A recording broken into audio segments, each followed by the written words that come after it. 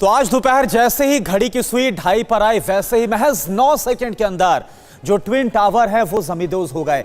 आप देखिए किस तरीके से इन ट्विन टावर को गिराया गया। ये तस्वीरें आपके सामने, एपेक्स और सियान, ये दोनों टावर गिराए गए। लेकिन इसको जानना बहुत जरूरी है कि पूरा प्रोसेस क्या था। ये तस्वीरें तो लगातार आप देख रहे हैं, लेकिन पूरा प्रोसेस आप समझिए। इंजीनियर्स ने सबसे पहले टावर का जो ब्लूप्रिंट है उसको निकाला था। इसके बाद क्या गया, नेक्स्ट स्टेप क्या था? धमाके से पहले उसके असर का पूरा एनालिसिस किया गया, क्योंकि बहुत बड़ा चैलेंज था। बताया जा रहा है कि वर्ल्ड लेवल पर आज तक इससे पहले कुछ भी हुआ है उसमें सबसे ज्यादा चैलेंजिंग सियान और एपेक्स को गिराना ही था। पिलर्स और दीवारों पर 35 मिलीमीटर के 9642 गड्ढे बनाए गए थे, जिनमें आरडीएक्स को फिट किया गया था, बारूद को फिट किया गया था। दीवारों और फर्श को जियो टेक्सटाइल कपड़ों से बकायदा ढका गया था। यह पूरी तैयारी है जो कि ट्विन टावर को गिराने से पहले की गई थी। और साथ ही क्या हुआ था, गैस पाइपलाइन जो वहां पर आईजीएल की गैस कनेक्शन है उसको बचाने के लिए स्टील प्लेट्स को बकायदा बिछाया गया था। और जैसे हम आपको बता भी रहे थे कि कैसे सुबह से ही ये तमाम गैस और पानी, तमाम जो कनेक्शंस है उनको प्लग आउट कर दिया गया था। रिहायशी इलाके की तरफ एक कंटेनर वॉल बकायदा बनाई गई थी, ताकि जो रिहायशी इलाका है जो कि महज कुछ ही मीटर की दूरी पर, थोड़ी दूरी पर है, उसको इंपैक्ट से बचाया जा सके। साथ ही और क्या तैयारी थी, पिलर्स और दीवारों में 3700 किलो यानी कि 3700 किलो विस्फोटक लगाया गया था।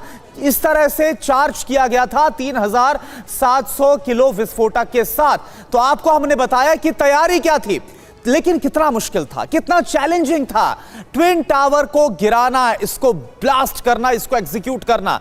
ट्विन टावर से महज 19 मीटर दूरी पर जमीन के नीचे गैस पाइपलाइन जाती है, और यह सबसे बड़ा चैलेंज था ट्विन टावर को गिराने के लिए। तमाम वो चैलेंजेस है जिनका सॉल्यूशन निकालते हुए या फिर जिनको ध्यान में रखते हुए इस इंप्लोजन को अंजाम दिया गया। भारत में इंप्लोसिव तकनीक से इतना बड़ा डिमोलिशन आज से पहले कभी हुआ नहीं था। इतनी ऊंची इमारत नहीं गिराई गई थी। सिर्फ 9 मीटर दूरी पर हाउसिंग सोसाइटी है जिसमें 660 परिवार रहते हैं। आप देखेंगे किस तरह से एटीएस विलेज और एमरल्ड कोर्ट ये कुछ ही मीटर की दूरी पर था, और एटीएस विलेज तो एकदम साथ में लगता हुआ 9 मीटर में।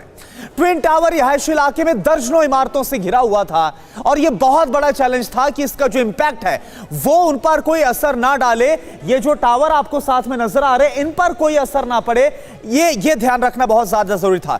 तो कुछ इस तरह से इन चैलेंजेस को पूरा करते हुए, पहले तैयारियां करती हुई जो ट्विन टावर है उन्हें गिराया गया।